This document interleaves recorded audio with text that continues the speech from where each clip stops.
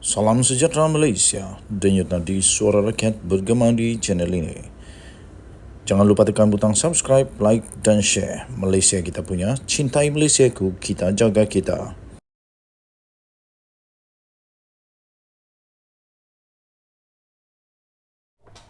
Salam sejahtera Malaysia. Denyut nadi suara rakyat bergema di channel ini. Nampaknya tuan-tuan dan puan yang dihormati sekalian, kekecohan berlaku di seluruh negara Malaysia apabila pencalonan ditolak dan akhirnya kekecohan berlaku. Ya, ini telah berlaku di dalam pilihan raya. Pasti ada juga, memang ada juga pengalaman apabila calon ditolak.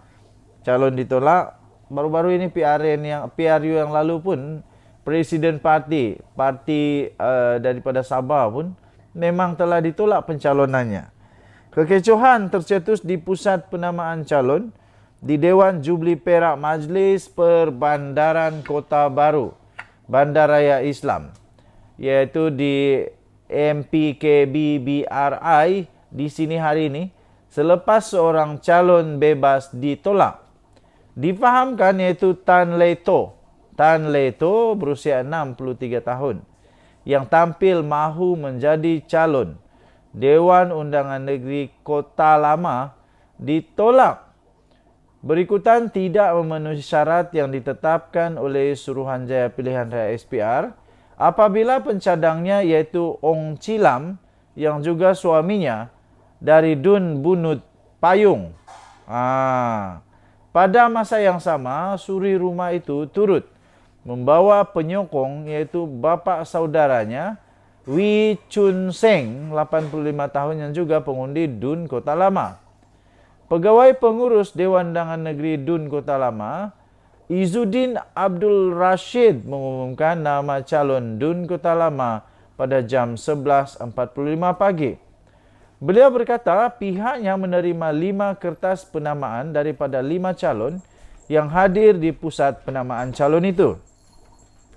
Mereka mengemukakan kertas penamaan iaitu Izzat Bukhari Ismail Bukhari dari calon bebas, Dr. Hafizah Mustaqim daripada Pakatan Harapan, Datuk Zamri Ismail PAS, Tan Bun Kian atau Endi Tan, Parti Rakyat Malaysia, dan Tan Le To bebas.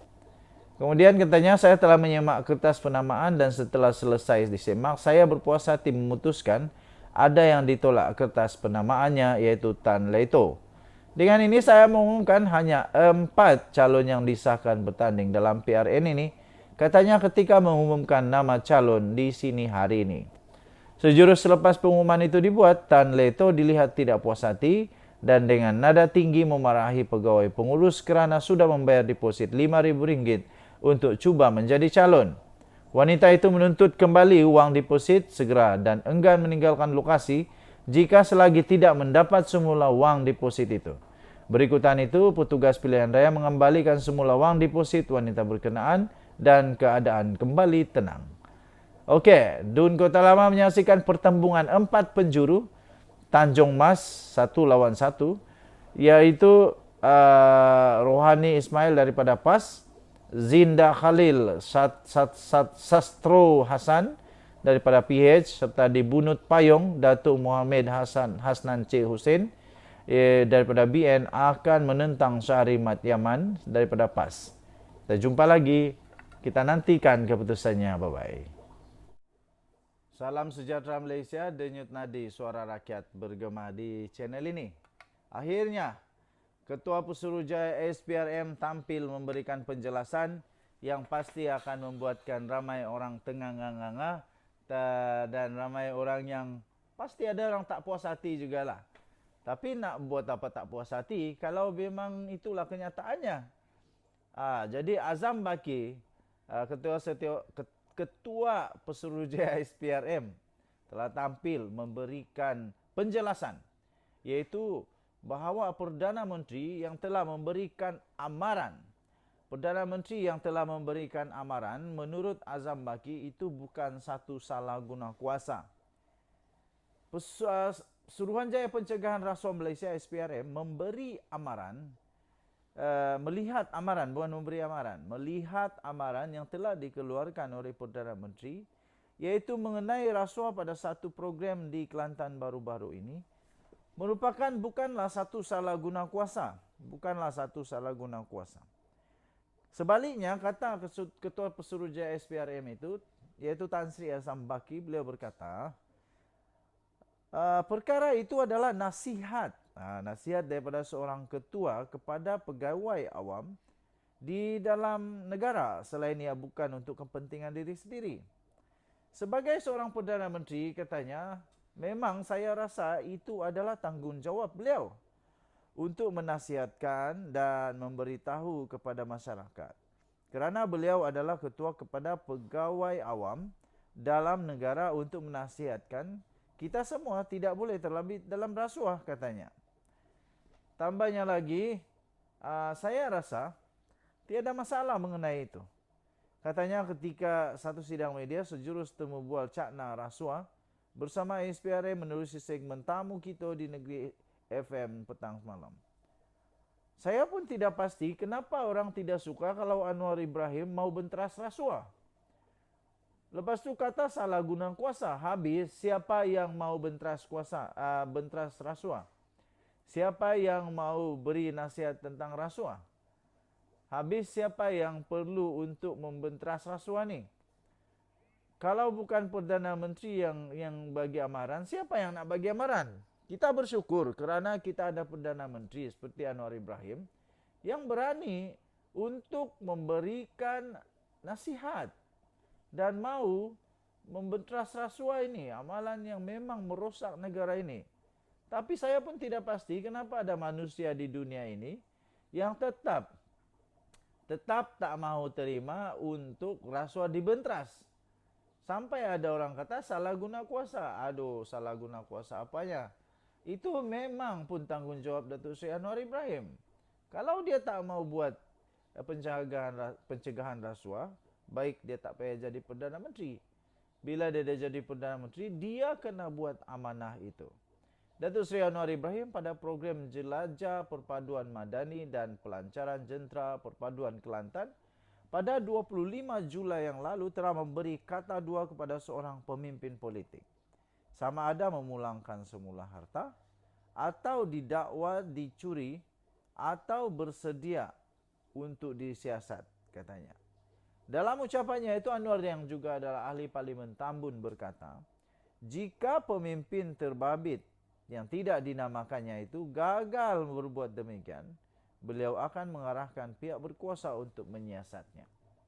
Susulan itu, Peguam Kanan Muhammad Hanif Katri Abdullah menyifatkan amaran dikeluarkan sebanyak 3 kali oleh Anwar menjurus salah guna kuasa dan berlaku campur tangan pemimpin kerajaan itu dalam agensi penguatkuasaan seperti Polis Diraja Malaysia dan SPRM. Kenapa Hanif Katri pula terasa ni? Tak ada disebut pun siapa pemimpin tersebut. Okey, so saya fikir Datuk Seri Anwar Ibrahim wajib untuk melakukan ini. Biarkan saja buat pekak dia kepada manusia-manusia yang takut ini kerana mungkin mereka rasa mereka pernah ada rasuah. Tak payah nak layan. Denyut Nadi Suara Rakyat bergema channel ini. Bye-bye. Salam sejahtera Malaysia. Denyut Nadi Suara Rakyat bergema di channel ini. Seperti yang kita tahu, memang ada ahli daripada Bersatu yang telah pun membakar bendera parti kerana marah tak puas hati dengan keputusan yang dibuat oleh pucuk pimpinan parti. Akhirnya, ini berita terbaru, kerana tak puas hati dengan isu calon dan bakar bendera parti, akhirnya Bersatu memecat ahli-ahli tersebut. Wow, siapakah ahli-ahli yang dipecat ini? Ini memang akan membuatkan perpecahan lah. Perpecahan. Jadi sekarang kita akan tahu bahawa ada undi yang pasti tak akan masuk dalam Bersatu. Kerana mereka dah dipecat, susahlah untuk dorang undi Bersatu lagi. Seorang ahli Bersatu dipecat dan 2 lagi digantung keahlian. selama 3 tahun berkuat kuasa Rabu lalu selepas didapati menghasut, memboikot dan mensabotaj kempen pilihan raya Perikatan Nasional baru-baru ini. Difahamkan ketiga-tiga ahli biasa bersatu bahagian Hulu Selangor itu dikenakan tindakan disiplin selepas terbabit dalam insiden membakar bendera Perikatan Nasional yang telah tular di media sosial minggu lalu. Setiausaha Agung Bersatu, iaitu Datuk Seri Hamzah Zainuddin berkata, ketiga-tiga ahli parti itu dikenakan tindakan disiplin kerana telah melanggar pasal 10.2.2 Perlembagaan Bersatu, menerusi perbuatan menghasut, memboikot dan mensabotaj kempen pilihan raya Perikatan Nasional. Sehubungan itu katanya, mesyuarat Majlis Pimpinan Tertinggi pada Rabu telah memutuskan memecat seorang ahli Bersatu dan menggantung keahlian 2 lagi anggota parti terbabit dengan perbuatan berkenaan. Pada masa yang sama, Hamzah yang juga adalah ketua pembangkang memberi amaran akan memecat mana-mana ahli Bersatu yang melanggar disiplin parti dengan bertanding tanpa kebenaran, menjadi pencadang atau penyokong kepada mana-mana parti lain atau calon bebas. Katanya Bersatu menzahirkan komitmen tertinggi untuk memastikan gerak kerja parti dalam menghadapi pilihan raya PRN di 6 negeri berserta pilihan raya kecil PRK Kuala Terengganu yang berlangsung serentak 12 Ogos depan, bersama pada tahap paling maksimum bagi menjamin kemenangan PN katanya. Okey, so tahniah diucapkan kerana Bersatu berani untuk memecat ahli-ahli ini. Tapi kita tengoklah nanti adakah dengan pemecatan ini akan membawa kesan yang at least ada kesan sedikit kepada Bersatu ataupun langsung tak ada kesan. Kita akan tengoklah nanti. Kita jumpa lagi. Bye-bye.